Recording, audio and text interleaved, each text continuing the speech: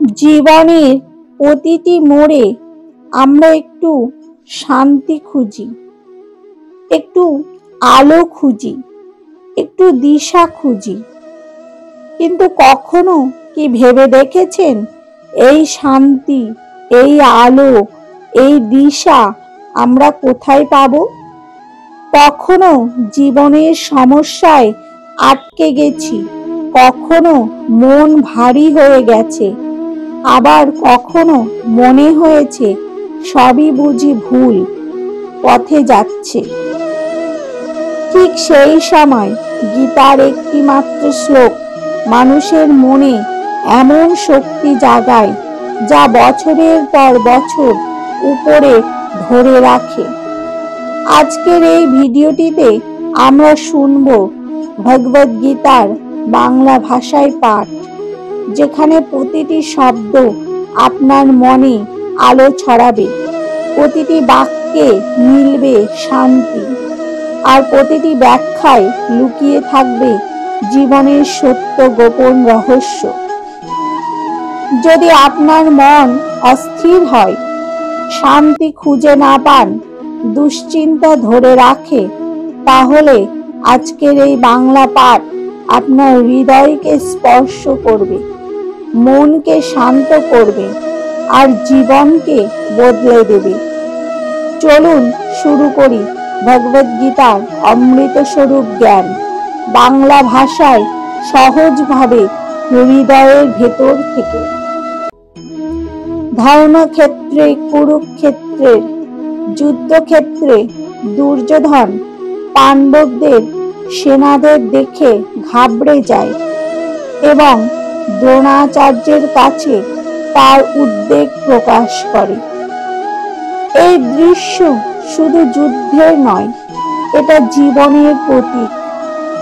আমাদের জীবনেও প্রতিদিন এক একটি কুরুক্ষেত্র, কখনো পরিবারের সমস্যা, কখনো টাকার চিন্তা, কখনো সম্পর্কের টানাপোড়েন। প্রতিটি ক্ষেত্রে আমরা দুর্যোধনের মতো ভয় পাই, উদ্বিগ্ন হই, আত্মবিশ্বাস হারাই।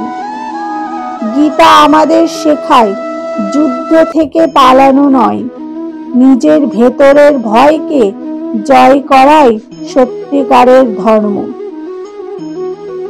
হে অর্জুন, দুর্বলতা তোমাকে মানায় না, এই ক্ষুদ্রতা তোমাকে নিচে নামায়। ভয়কে ছুঁড়ে ফেলে উঠে দাঁড়াও।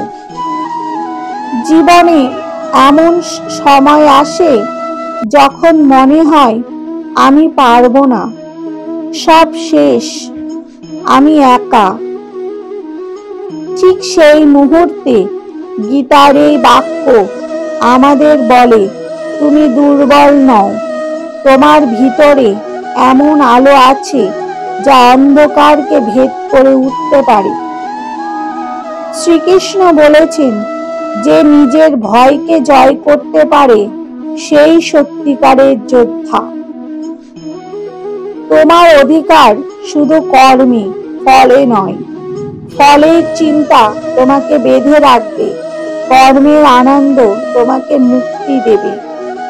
আজ আমরা সবাই ফলের পিছে ছুটছি।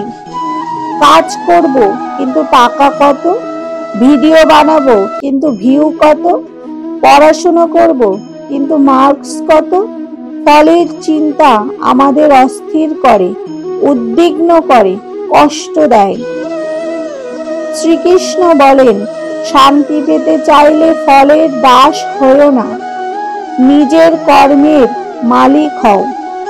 যে কর্মে মন দেয় সেই সাফল্যের কাছাকাছি পৌঁছায়। মনকে যোগে স্থির করে তোমার কাজ করো। স্থির মনই জীবনের সর্বোচ্চ শক্তি। আজ আমাদের মন সবসময় অস্থির। মোবাইল, স্ট্রেস, তুলনা, ব্যর্থতা। কিন্তু মন যতই অস্থির হবে, জীবন ততই জটিল হবে। গীতা শেখায় স্থিতি, শক্তি অস্থিরতা, দুর্বলতা। যার মন শান্ত তার সিদ্ধান্ত শক্তিশালী। এটাই যোগ। কোনো জটিল ধ্যান নয়, বরং মনকে স্থির রাখার ক্ষমতা। ফলকে লক্ষ্য করো না, সফলতায় গর্ব করো না, ব্যর্থতায় হাল ছেড়ো না। আমরা ভুলে যাই সফলতা স্থায়ী নয়, ব্যর্থতাও স্থায়ী না। আজ যা হারাচ্ছ কাল তা আশীর্বাদ হয়ে ফিরে আসবে। এই শ্লোক আমাদের শেখায় মাঝের পথ, স্থির পথ, এই পথই শান্তির পথ। জ্ঞান আলো এনে অন্ধকার দূর করে। দুনিয়ার সবচেয়ে বড় শক্তি হলো জ্ঞান। যার কাছে জ্ঞান আছে তাকে কেউ হারাতে পারে না।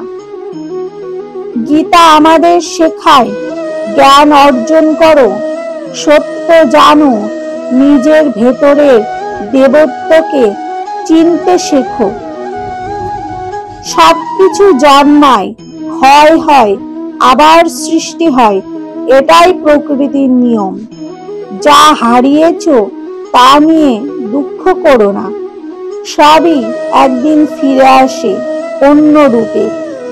এই শ্লোক জীবনের অনিত্যতা শেখায়। ঈশ্বর নেন, ঈশ্বর দেন, এবং সবই এক চক্রের মধ্যে চলে আসে। ভগবদ গীতার প্রতিটি শব্দে আছে আলো, আছে শান্তি, আছে শক্তি। আজ আপনি যদি মন থেকে এই পাঠ শুনে থাকেন, তাহলে নিশ্চয়ই আপনার হৃদয়ে একটি শান্তির পরশ লেগে গেছে। যে নিজের মনকে জয় করতে পারে সেই ঈশ্বরকে অর্জন করতে পারে। আজকের এই বাংলা পাঠ যদি আপনার ভালো লেগে থাকে তাহলে ভিডিওটি শেয়ার করুন, কারণ এই আলো শুধু আপনার নয়, সবার মাঝে ছড়িয়ে পড়ুক। জয় শ্রীকৃষ্ণ।